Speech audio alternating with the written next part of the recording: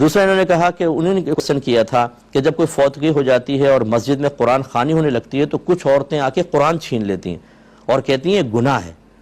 الگ پیپر پہ لکھی ہوئی دعا پکڑا دیتی ہیں، کہتی ہیں یہ پڑھو، قرآن کسی کو نہیں پڑھنے دیتی، کیا حکم شرع ہوگا؟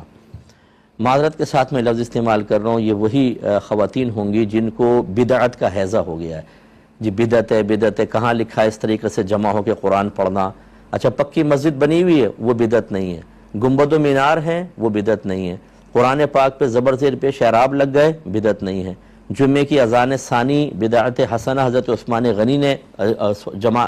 اذان اول حضرت عثمان غنی نے شروع کروائی، یہ بدعت نہیں ہے، حضرت عمر فاروق نے تراویح کی جماعت کا آغاز کیا، اس میں کوئی مسئلہ نہیں ہے۔ اس کے علاوہ 6 کلمے، ایمان مفصل، ایمان مجمل، بخاری، ترمذی، نسائی، ابو داؤد کی طرز کے اوپر حدیثوں کو جمع کرنا، ان کے نام رکھنا، ادارے قائم کرنا، اس میں سلیبس مقرر کرنا، ہر سال کو ایک درجہ قرار دینا اور 8 سال کے بعد پھر دستار بندی کرنا، ختم بخاری کے تقریب ہونا، ان میں کوئی بدعت نہیں ہے، یہ ہے بدعت۔ تو یہ وہ لوگ ہوتے ہیں کہ جو بیچارے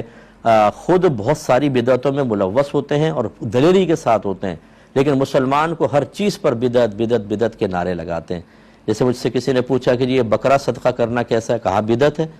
مطلب کسی نے کہا، ان کو کہا تھا، انہوں نے پوچھا، پھر مجھ سے پوچھا کہ بھئی یہ بکرا صدقہ کرنا کیسے، کہتے ہیں بدعت ہے، ویسے مال خرچ کرو۔ بھائی بدعت کا مطلب کیا ہے؟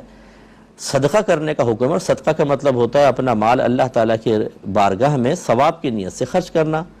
تو اب اگر آپ بکرے کو صدقہ کریں تو اس میں کیا حرج ہے؟ خواہ بس وہ ہر چیز کو بدعت کہنا، تو یہ کوئی بدعت نہیں ہے۔ ہاں یہ ضرور ہے کہ اس کو میں بھی بدعت کہتا ہوں اور میں برملا کہتا ہوں، وہی جیسے ابھی میں نے آپ کو بتایا پیسے لے کے قرآن خوانی کرنا، یا اس طرح بیٹھے ہوئے کہ کوفت کے ساتھ، بھیا بیٹھنا ہے، رشتہ دار ہیں، کوفت کے ساتھ بیٹھ کے قرآن پڑھ رہے ہیں، اچھا ایک دوسرے کے ساتھ کہہ رہے ہیں تو یہ والا صفحہ پڑھ لے، میں یہ والا صفحہ پڑھ لوں گا، اور باتیں کر رہے ہیں آپس میں، اور پھر جب کوئی آئے تو جلدی یوں کر کے جلدی جلدی صفحے پلٹ رہے ہیں، یہ سب بدعت قبیحہ ہے، قرآن کے ادب کے خلاف ہے۔ نہیں بیٹھنا تو چلے جائیں نا، کیوں بیٹھ کے پڑھتے ہیں،